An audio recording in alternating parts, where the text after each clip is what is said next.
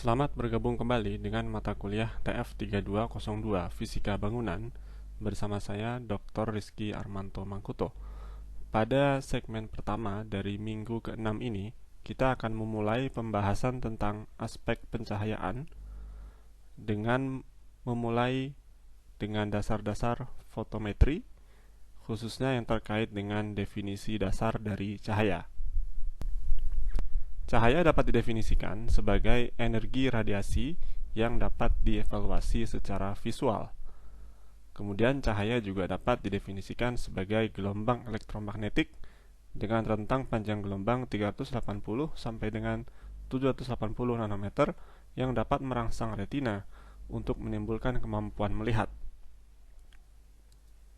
Masing-masing panjang gelombang dari cahaya bersesuaian dengan suatu warna saturasi atau jenuh tertentu, dari yang berwarna ungu pada panjang gelombang sekitar 400 nanometer sampai dengan warna merah bata pada gelombang sekitar 780 nanometer sebagaimana digambarkan pada ilustrasi berikut.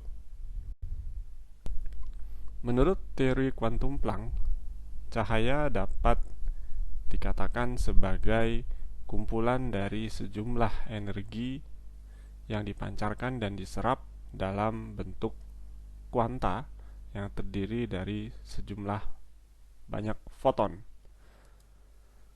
Energi yang terkandung dalam setiap kuantum atau dinyatakan dengan Q dalam satuan Joule adalah produk dari konstanta Planck dan frekuensi dari vibrasi foton yang bersangkutan yang dirumuskan dengan persamaan sebagai berikut, di mana C adalah cepat rambat atau kecepatan cahaya pada ruang hampa, di mana pada keadaan tersebut cepat rambat cahaya C didefinisikan sebagai dengan nilai 2,99793 kali 10 pangkat 8 meter per detik.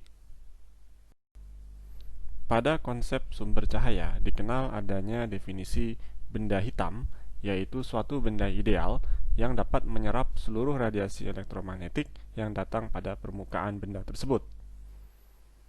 Benda hitam memiliki perilaku atau karakteristik yang digambarkan dengan ilustrasi sebagai berikut, di mana ketika suatu benda hitam dipanaskan pada temperatur tertentu, maka ia akan meradiasikan energi radiasi yang sifatnya kontinu di berbagai panjang gelombang, tetapi memiliki puncak hanya pada satu nilai panjang gelombang. Dapat kita perhatikan bahwa semakin tinggi temperatur yang dimiliki oleh benda hitam tersebut, maka tentu saja energi yang dipancarkannya juga semakin tinggi, tetapi puncak atau panjang gelombang puncak yang terjadi justru akan bernilai semakin rendah atau semakin bergeser ke kiri kalau kita perhatikan, sehingga dapat kita nyatakan bahwa panjang gelombang puncak lambda maksimum ini nilainya berbanding terbalik dengan temperatur mutlak dari benda dengan koefisien pengali sebesar B, yaitu konstanta pergeseran Wien.